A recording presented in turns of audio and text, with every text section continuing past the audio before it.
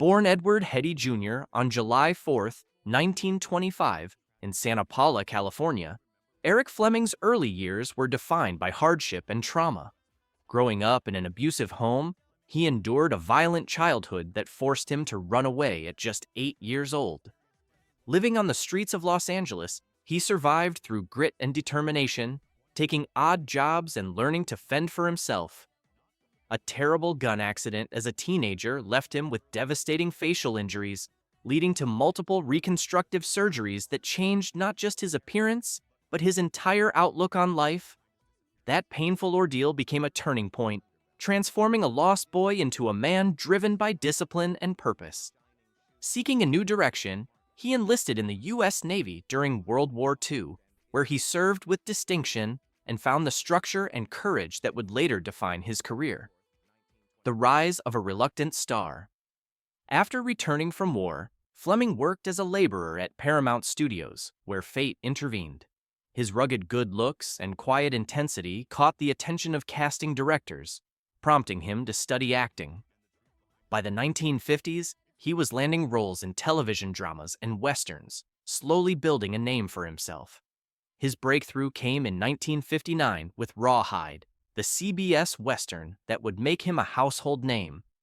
As Gil Favor, the stoic trail boss leading cattle drives across the untamed frontier, Fleming embodied strength, leadership, and integrity.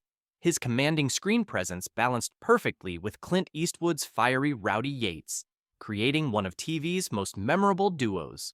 Under his steady hand, Rawhide became one of the decade's biggest hits, a symbol of classic American grit and morality. Behind the camera, fame, tension, and change. Despite his success, the pressures of Hollywood soon caught up with Fleming. By the mid-1960s, declining ratings and creative shakeups put Rawhide in jeopardy. In 1965, in an unexpected decision, CBS executives dismissed several longtime cast members, including Fleming himself, in an attempt to reinvent the show. The move stunned fans and colleagues alike. Fleming, ever the professional, accepted the decision with grace, though he admitted later that he felt blindsided. Clint Eastwood was promoted to lead, but without Fleming's moral center, Rawhide soon lost its spark and was canceled shortly after. Still, Fleming's talent carried him forward. He appeared in The Glass-Bottom Boat opposite Doris Day, proving his charm beyond the Western genre, and delivered acclaimed performances on Bonanza, where he explored deeper, more complex characters. A fateful journey to Peru. In 1966, Fleming embarked on what he hoped would be his next big adventure, filming High Jungle, a television movie in the wilds of Peru. The production aimed to showcase his versatility in a new environment, but tragedy struck during filming on the Huallaga River. On September 28, 1966, while shooting a canoe scene with co-star Nico Menardos, their vessel capsized in fast-moving waters. Menardos managed to swim to safety, but Fleming disappeared beneath the current.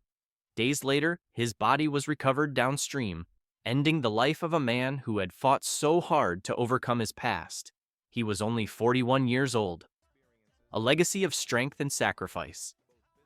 Eric Fleming's life reads like the script of a classic Western, filled with hardship, courage, and a relentless fight for redemption. From a wounded youth to a respected Hollywood icon, he embodied the perseverance and quiet dignity of the heroes he portrayed. His tragic death in the Peruvian jungle remains a sobering reminder of the risks actors once faced in pursuit of storytelling. Though High Jungle was never completed, his spirit endures through his unforgettable work, especially his role as Gil Favor, the steadfast leader who faced every challenge head-on. In life and in death, Eric Fleming stood for resilience, integrity, and the timeless power of human endurance. His story may have ended far too soon, but his legacy continues to ride strong across the wide, open plains of television history.